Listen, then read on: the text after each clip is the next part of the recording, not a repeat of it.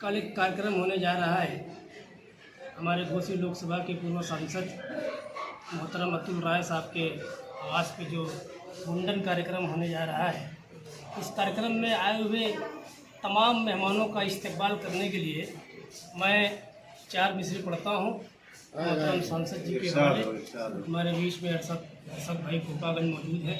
हमारे उस्ताद मोहतरम पैकर अंसार पैकर साहब भी हैं। देखिएगा कि मैं कहता हूँ कि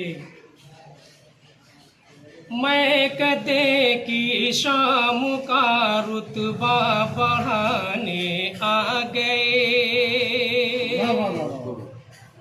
मैं कदे की शाम का रुतबा बढ़ाने आ गए,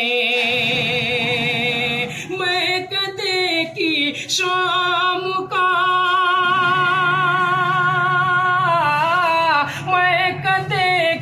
शाम का रुतबा बढ़ाने आ गए। आप खुद ही अपनी आँखों से पिलाने आ गए, आप खुद ही अपनी आँखों से पिलाने आ गए। और भी खुश रंग मंजर हो गया तालाब का, और भी खुश रंग मंजर हो गया तालाब का, और भी खुश रंग मंजर,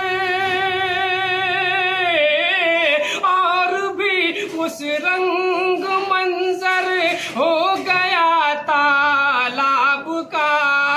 आसमानों से परिंदे जब नहाने आ गए, आसमानों से परिंदे जब नहाने आ गए, मैं कदे की शाम का रुतबा बढ़ाने आ गए।